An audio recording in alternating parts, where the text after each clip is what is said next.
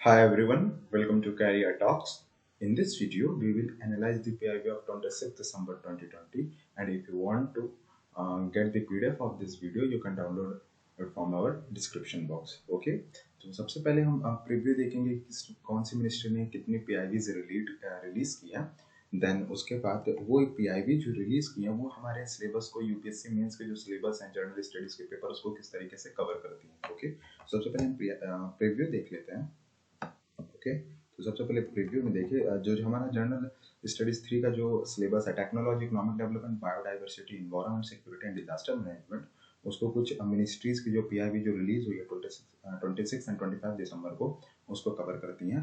तो सबसे पहले जो मिनिस्ट्री ऑफ जल शक्ति है उन्होंने जो जो पीआईबी रिलीज की है। Okay, then ministry of agriculture, ministry of science and technology, ministry of road transport and highways and ministry of personnel public and grievance pensions. तो इन्होंने जो पीआईबी रिलीज किया उनके अंदर जो डाटा है वो हमारे लिए हेल्पफुल है प्रीलिम्स प्लस मेंस के लिए।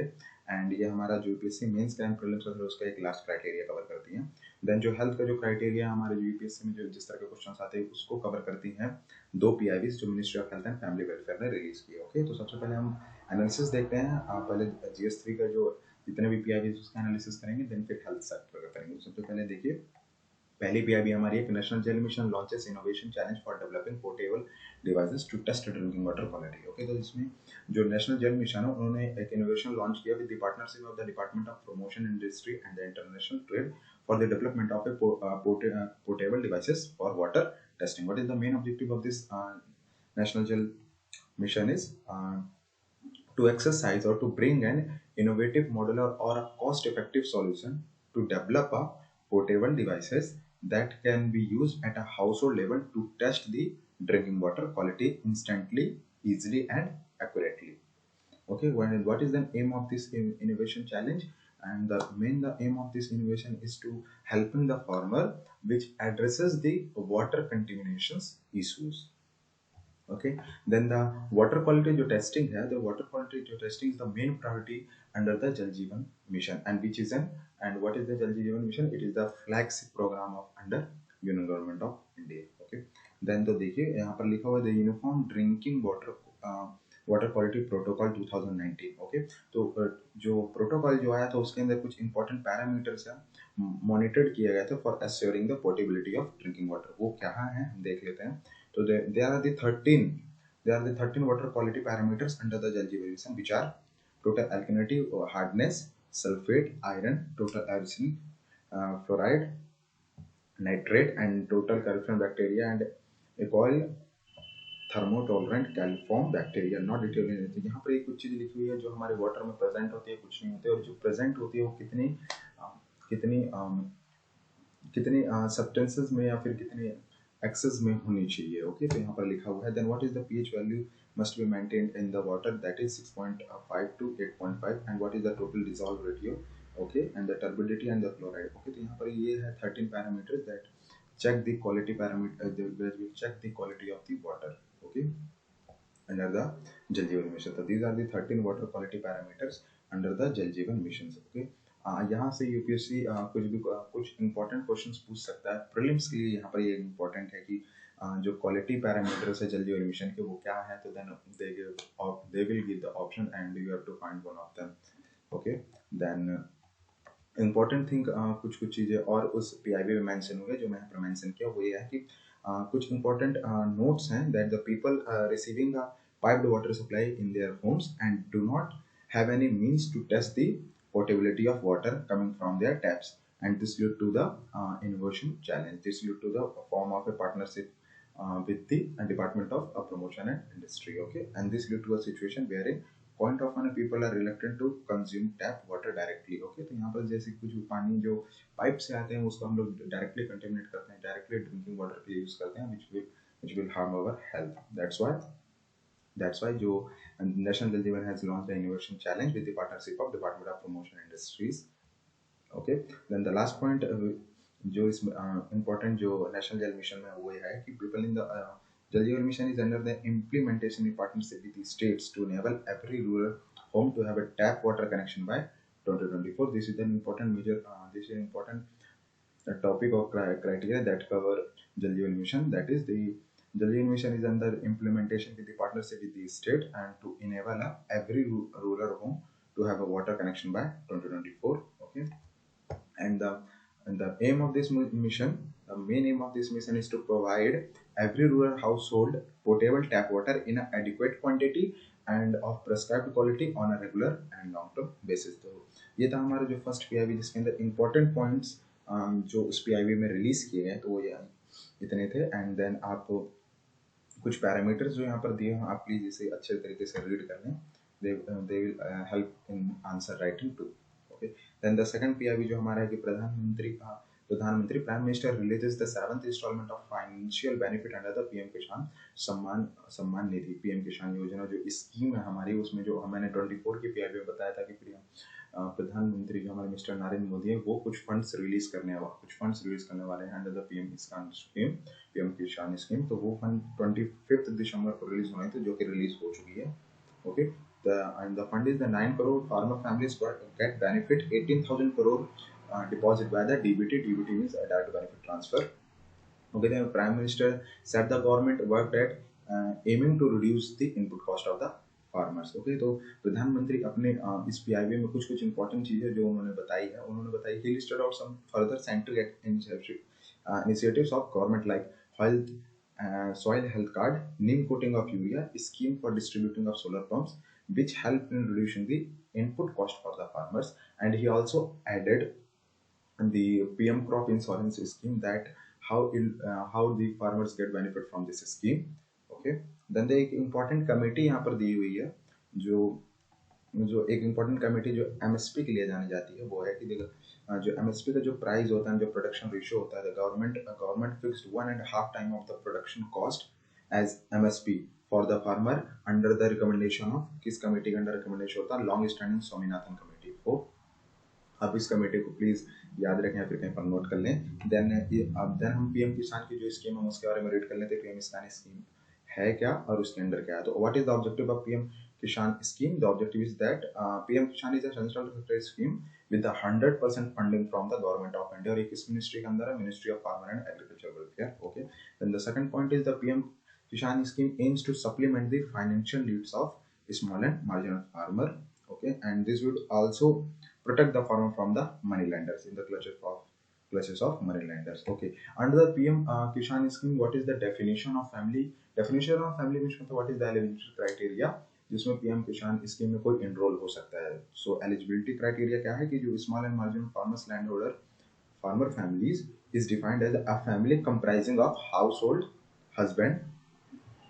husband, wife, and minor children who collectively own cultivate land up to 2 hectare. Okay, up to 2 hectare as per land record of the concerned state and UT। तो आपको एक PM किसान की ये जो important जो एलिजिबिलिटी क्राइटेरिया है इसे आपको याद रखना है। कभी कभी यूपीएससी इस तरह 2 हेक्टेयर की जगह 3 हेक्टेयर या फिर 1 हेक्टेयर कर देता है एंड हम गलत करके आ जाते हैं। ओके, तो देन उसे जो बेनिफिट क्या मिलेगा पीएम किसान स्कीम से? Under this scheme a direct payment of ₹6,000 per year will be transferred in 3 equal amount of ₹2,000 each every 4 months into the Aadhaar card seeded bank account for eligible land holding small and marginal families. Okay, and जो fund है, this fund will be directly transferred to the account of beneficiary।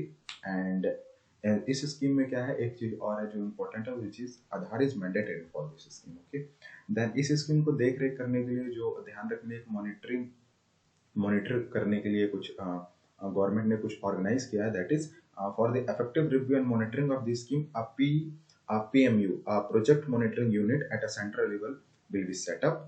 Okay, and then the PMU which headed by the chief executive officer and shall also undertake publicity campaign as like information, education and communication. Okay, then the stratified review and monitoring mechanism at state and national level, and at the national level there will be a monitoring committee which is headed by a cabinet secretary, and the state government shall also notify the monitoring committee at the state and district level. Okay, then the scheme exclusion, pm किसान की जो scheme है वो उस scheme को कोई लोग जो अप्लाई नहीं कर सकते वो क्या क्या है? They are the following categories of the beneficiaries of higher economic status shall not be eligible for the benefit of under the schemes. These are all institutional landholders, and the second one, farmer families which belong to one or more of the following categories। तो यहाँ पर सारी categories दी, अगर उनमें से किसी एक में भी आते हैं तो वो इसका बेनिफिट नहीं उठा पाएंगे। These are the former present holder of constitutional post। Second one is former present minister, state minister, former present minister, member of Lok Sabha, Lok Sabha, state legislative assembly, and etc. And all serving or retired officer employees of central state government minister and department and its field into in a central or state job। Okay, then the D one is all superintendent retired prisoner whose monthly pension is 10,000 or more। Okay, all person who paid income tax in the last assessment year and the professional like doctors, engineers, lawyers। तो ये लोग जो हैं, ये लोग इनके family में अगर कोई वर्क भी करता है फिर कुछ, तो उनको ये बेनिफिट नहीं मिलेगा। ओके,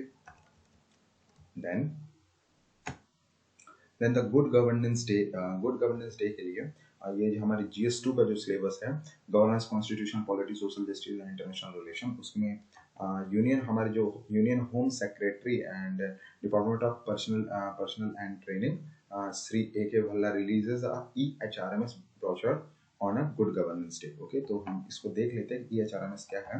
तो union home secretary releases the progress report of EHRMS। HRMS means Electronic Human Resource Management System, which is launched by the Dr. Jitendra Singh, which have 25 application and a 5 module of the system। and ये release कब की गई थी? 2017 में। तो इसका जो release हुई थी, इसकी प्रोग्रेस रिपोर्ट अभी रिलीज हुई है। एंड ये किस तरीके से हेल्प किया हम ये देख लेते हैं।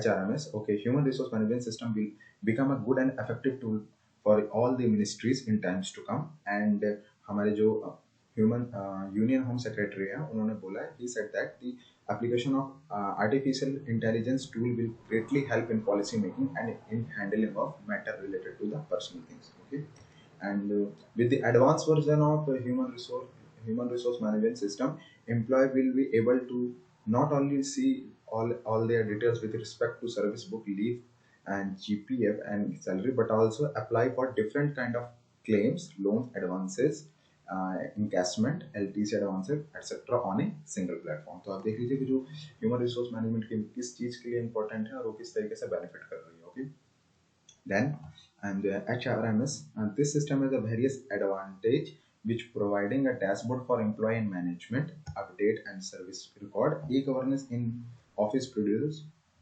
reduce file movement, faster service। Okay, तो यहाँ पर जो दिया हुआ है, यहाँ पर उसकी जो फैसिलिटीज है वो क्या क्या इंपॉर्टेंट क्यों है और क्या क्या फैसिलिटीज देगी वो यहाँ पर लिखी हुई है। ओके, होप आप इसे रीड कर लीजिएगा।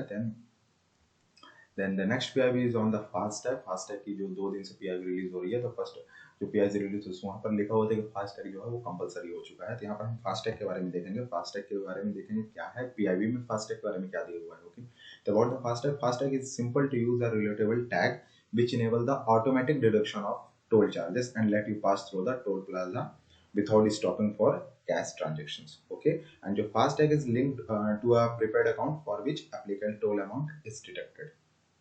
and the tag employs a radio frequency identification RFID technology and is affixed on the vehicle windscreen from tag account is active। Okay, तो अब हम इसमें, तो यहाँ पर तो ये फास्टैग के बारे में था कि किस तरीके से फास्टैग वर्क कर रहा है। अब देखेंगे फास्टैग होता क्या है। ओके, तो फास्टैग देखने के लिए सबसे पहले national highway authority of India has rolled out a program for electronic toll collection on toll plaza on national highway which is called as FASTag। okay, FASTag का दूसरा नाम क्या है? Electronic toll collection. तो आपको कंफ्यूज नहीं होना है। then FASTag is a device that employs radio frequency identification technology for making toll payment directly from prepaid account linked to it। but जो उसमें जो अकाउंट होता है वो लिंक होता है, must prepaid account linked to it। okay, then it is fixed on the windscreen of your vehicle, enables you to drive through toll plaza। and the FASTag की जो वैलिडिटी होती है, जो FASTag है, the validity of 5 years after purchasing it, and you only need to recharge or top up the FASTag as per the requirement। okay, FASTag offer a near non-stop movement of vehicle through toll plaza and the convenience of cashless payment of toll free with the nationwide interoperable electronic toll collection service। okay, then what is the benefits of the FASTag? अगर FASTag अगर चालू हुआ है तो क्यों हुआ है, which is अगर तो कंपलसरी हो तो क्यों हुआ है? for the ease of a payment, no need to carry a cash, near non-stop movement of vehicle which lead to a lower fuel cost, online recharge, FASTag can be recharged through online credit card waiver, customer can access their statement by logging into the FASTag customer फास्टवेयर customer portal and the validity जो है इसकी भी बहुत ज़्यादा है, validity of 5 years. And other benefit हम देखें तो किस तरह से इन्वायरमेंटल बेनिफिट है इसके। कुछ इन्वायरमेंटल बेनिफिट क्या है, reduce air pollution and reduce use of paper. Social benefit and highway management क्या है, reduce toll payment hassleless and analytics for better,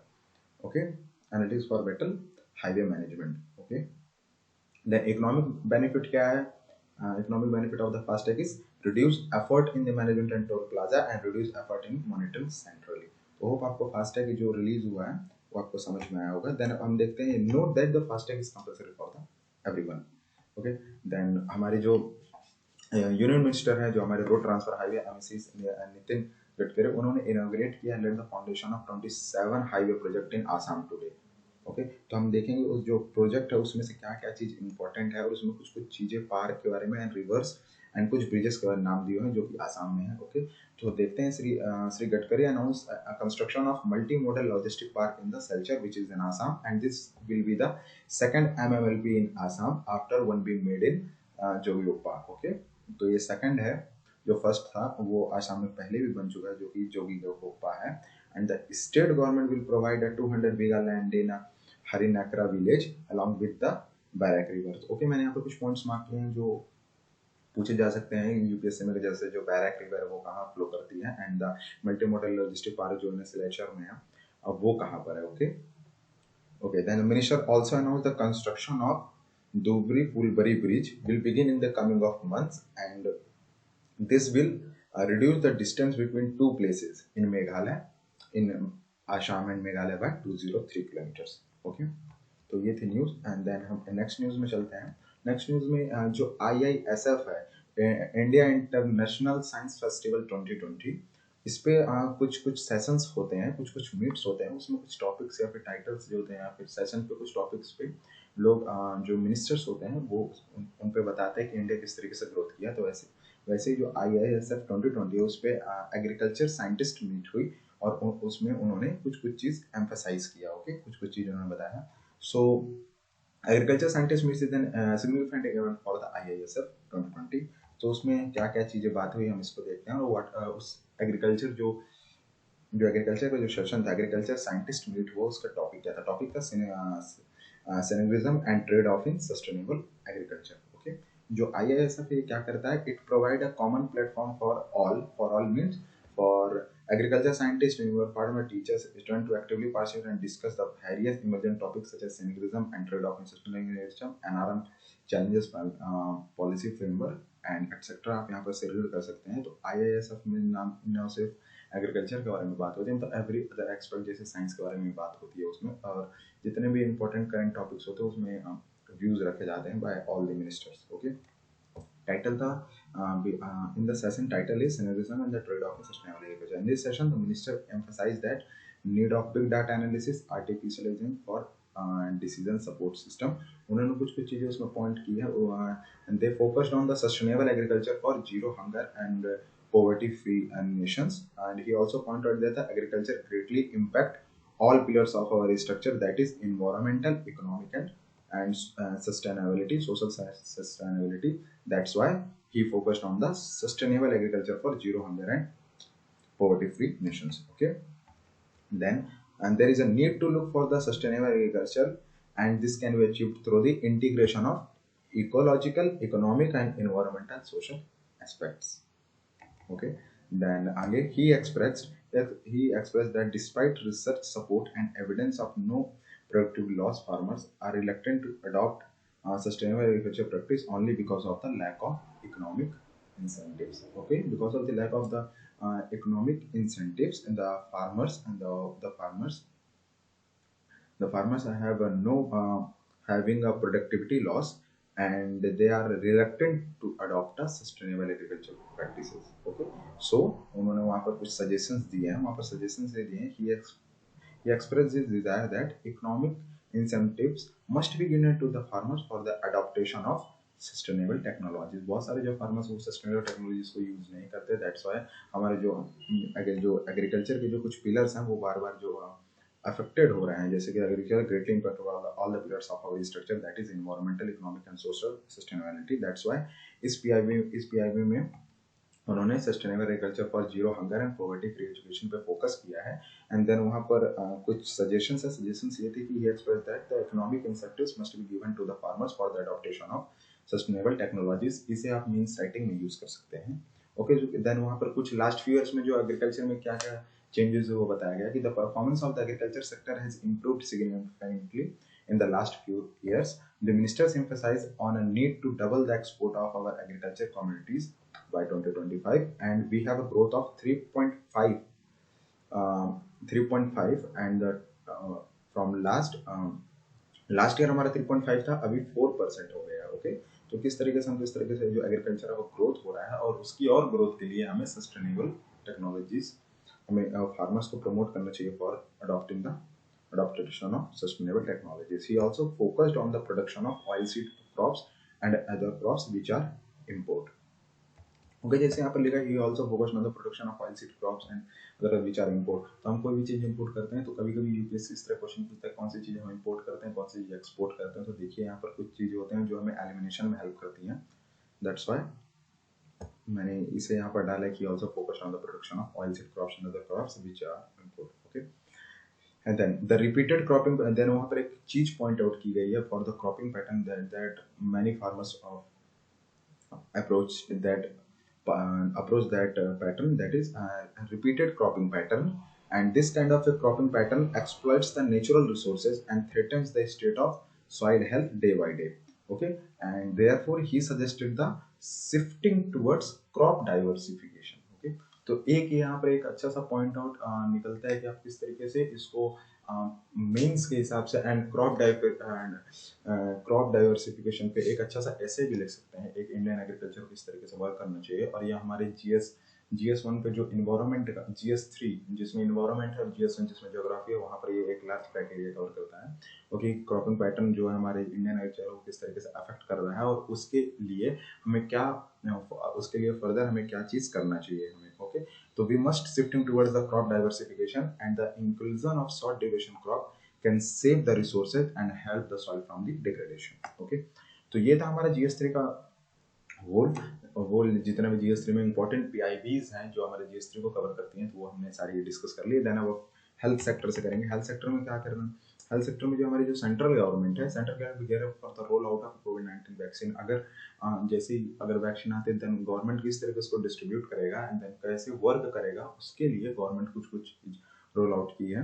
then उन्होंने कुछ कुछ चीज़ बताया है, वो क्या क्या है मैं इस पर उस PIB को डिस्कस है, मैं इसे बता देता हूँ कि to strengthen the capacity of our human resource for COVID-19, vaccine introduction and rollout detailed training modules have been developed for the different category of vaccine handlers administrators, including medical officers, vaccinators, alternate vaccinators, cold chain handlers, supervisors, ASA coordinators, and etc. And this training module जो Covid vaccine अगर Covid vaccine जो आती है then उसके बाद जो training module है वो अभी से चालू हो चुका है कि किस तरीके से डिस्ट्रीब्यूट हो या how it is work. And then the training module क्या है, the training includes all the operational aspects of training like organization of vaccine session, use of CoWIN IT platform for management of the entire vaccination process। देखिए जो कोविन है ये मैंने इसे कल के PIB में आया हुआ था, 25 दिसंबर के PIB में कोविन के बारे में दिया था। आप इसे अच्छे तरीके से रीड कर लेंगे किस तरीके से जो प्लेटफॉर्म है ये हमारे जो किस तरीके से एक तरीके से वर्क करेगी for the vaccination। Okay, and another important topic in which we look that is to facilitate a redressal of queries on COVID-19 vaccination, CoWIN portal related queries nation 1075 and state 104 helpline capacity has been extended to address the queries beyond their routine support। तो ये government कुछ कुछ चीज़ें work कर रही हैं कोविड-19 के vaccine के ऊपर। देन हमारे जो वाइस प्रेसिडेंट हैं, जो हमारे vice president Venkaiah Naidu ji, okay, Venkaiah Naidu discuss the status of indigenous vaccine. उन्होंने कुछ कुछ चीज़ें स्टेटस जो है उन्होंने डिस्कस की है। ओके, तो वो डिस्कस क्या किया हम डिस्कस कर लेते हैं। That is the Bharat biotech chairman managing director doctor Krishna Ella and the joint managing director Mrs Suchitra Ella called on the vice president of India Shri mister Venkaiah Naidu today in Hyderabad. Okay, तो वहाँ पर क्या डिस्कस किया गया, यहाँ पर कुछ इंपॉर्टेंट पॉइंट्स है। that we have to know. That is, the discussion revolve around the status of indigenous vaccine and plans to make it available in India and the rest of the world. And the vaccine कैसे बन रही है, कौन बना रही है? जो कोविड-19 की वैक्सीन है, it is developed by the Bharat Biotech in a collaboration with ICMR, Indian Council of Medical Research, and the National Institute of Virology. And this indigenous inactivated vaccine is developed and manufactured in Bharat Biotech BSL-3 biosafety level, BSL full form, by contaminant facility. Okay. Recently, the Prime Minister Shri Narendra Modi visited the Bharat Biotech and reviewed the status of Covaxin. तो हमारे कोविड-19 vaccine का उसका क्या नाम है? Covaxin है. Okay. तो यहाँ पर हमें एक चीज देखनी है कि यहाँ पर वाइस प्रेसिडेंट जो हमारे हैं उन्होंने कुछ चीजें पॉइंट किया. That is he stress that the importance of public private partnership in coming out with indigenous world class product and lauded the collaboration with ICMR and Bharat Biotech कि किस तरीके से public private partnership किस तरीके से work कर रही है हमारे देश में to fight with the pandemic. Okay. तो होप तो ये था आज का PIB, ये पूरे important PIBs for GS3 and the health sector and the GS2. तो हमने सारी PIBs कवर कर ली हैं. ओके. अगर आपको इस वीडियो की PDF चाहिए तो आप हमारे डिस्क्रिप्शन में जाके चेक कर सकते हैं और you can download from there. Okay. Hope you like our video. If you like our video then subscribe our channel. Thank you.